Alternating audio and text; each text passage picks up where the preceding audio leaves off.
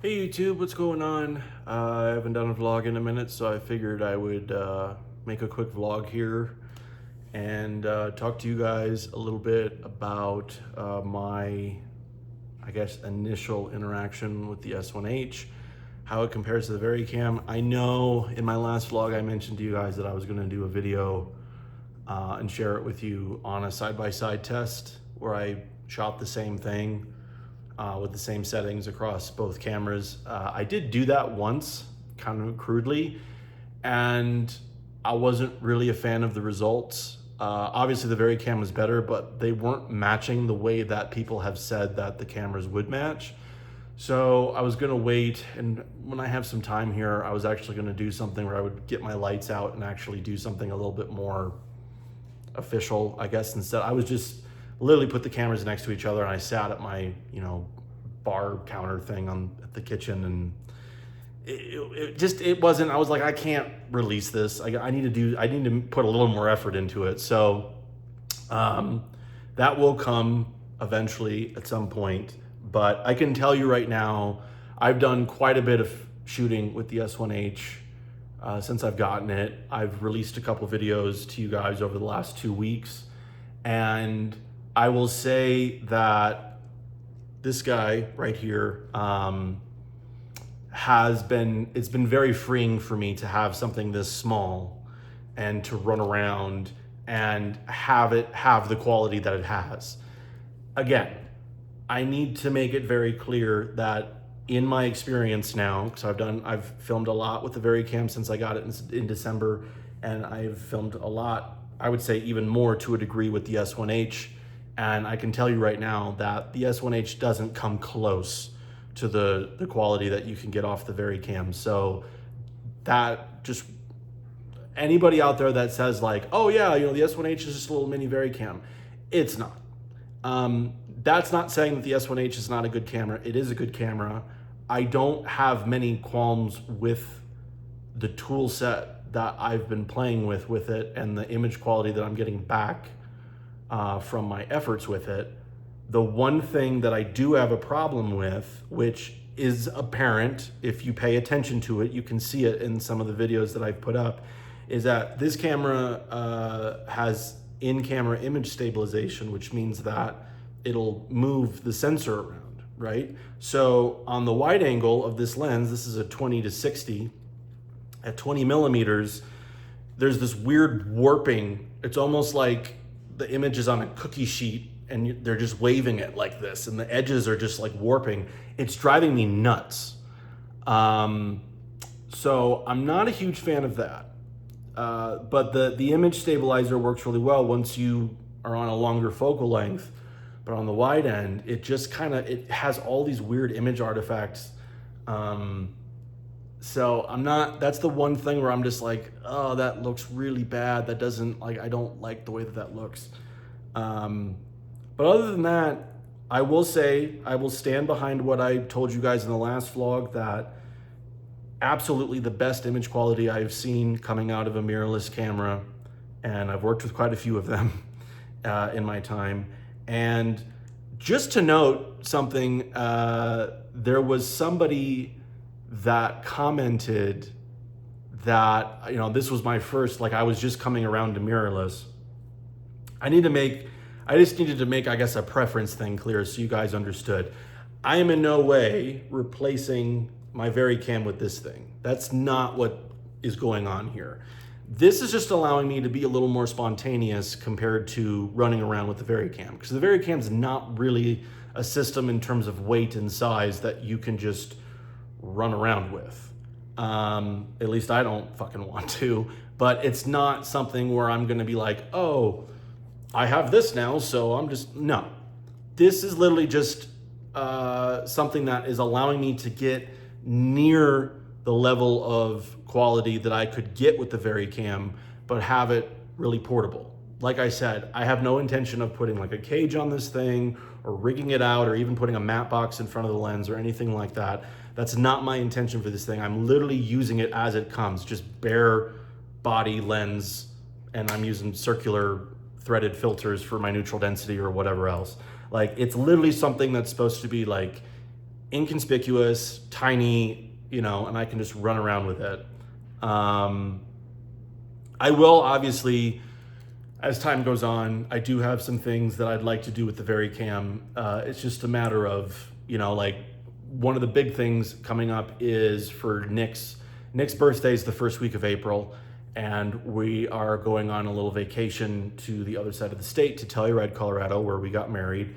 He's gonna go ski, and I'm gonna bring the S1H and the VariCam with me, and I'm gonna go just film. So that's something to look forward to, is you'll kind of get some, that actually might be my side-by-side test, honestly, where I'll just be filming with both cameras and you guys can figure out which camera's what. I'm sure it'll be pretty clear to most of you of like, oh, that's the mirrorless, that's the cinema camera.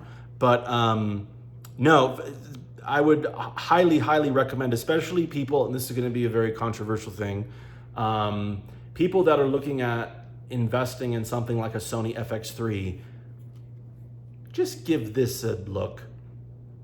I'm being absolutely serious. Just give this thing a look before you go and spend the like $3,500 on an FX3, because you can get this camera for under $2,000 now.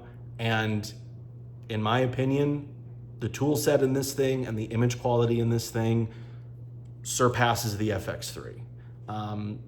I don't understand why Panasonic is constantly not being given the chance to really let their cameras flourish. I really don't understand it. I was just talking to one of my friends over text message earlier about how I feel like the VariCam got a raw deal because it wasn't on the market long enough, and then all of a sudden the Sony Venice came out, and then the industry just flocked to the Sony Venice because it was full frame and whatever the fuck. And Sony has a much better repertoire with the higher ups, you know, the high-end DPs and the studios and stuff, because for all intents and purposes, the Sony Cine Alta line is what started digital cinema. That was the Sony F900 was the camera that started everything. And so Sony has developed a very strong relationship with the industry. And when they came with the Venice, you know, Panasonic obviously got put to the wayside. And I don't think that from a like ultra high budget level of projects, we never really got to see the full potential of the VariCam in some really talented, even Oscar-worthy DP's hands. And that kind of bugs me. I feel like the same thing happened, ironically, with the Sony F23 and F35, because the F23 and F35 came out, and then obviously the Genesis was before the 35. The F35 is just a better version of the Genesis from Panavision. But then the Red 1 came out, and then the Red 1 kind of revolutionized everything, and people flocked to the Red 1. And then the Red 1 was what caused Arri to make the Alexa, and you know, it's just this domino effect.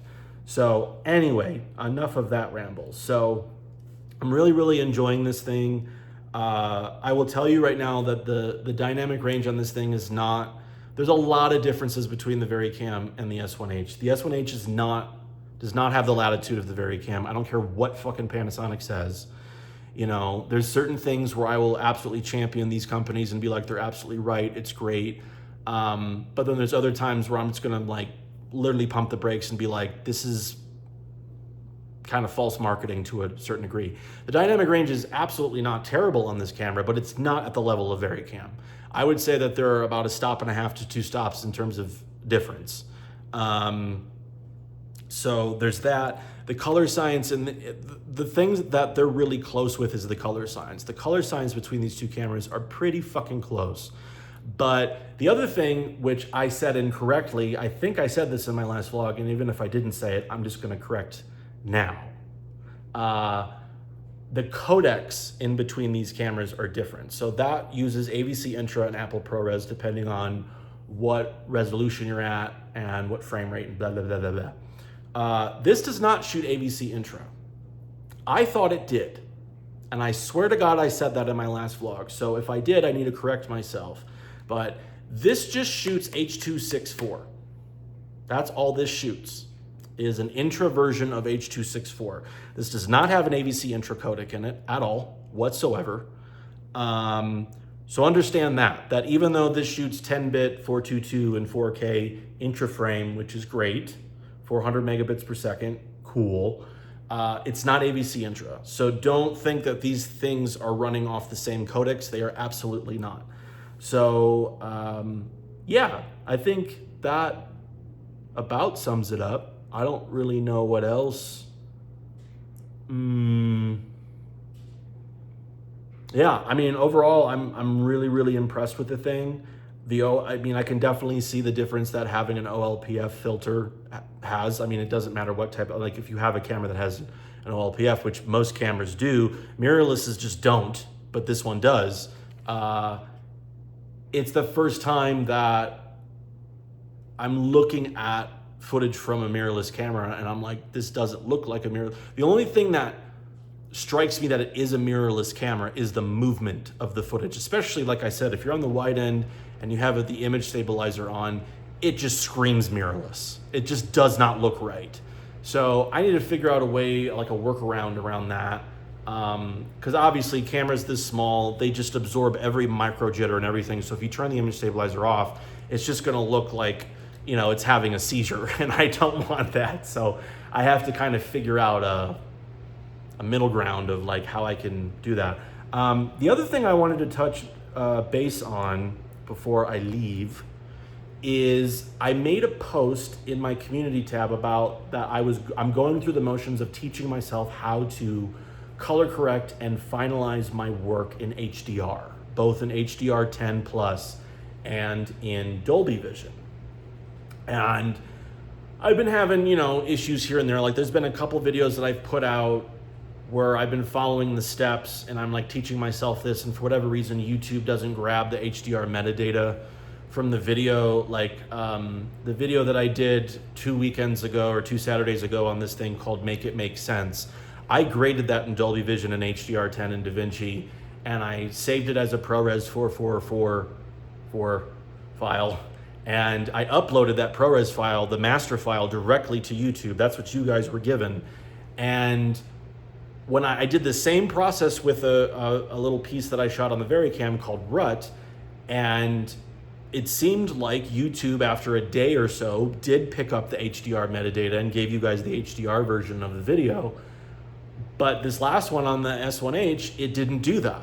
And so I had to like remove the HDR part on the title. I'm like, what the fuck's going on? So just bear with me. Understand that minus the last 2 videos I just posted, which was You and Me and Dinner with BK, those 2 I graded in Rec 709.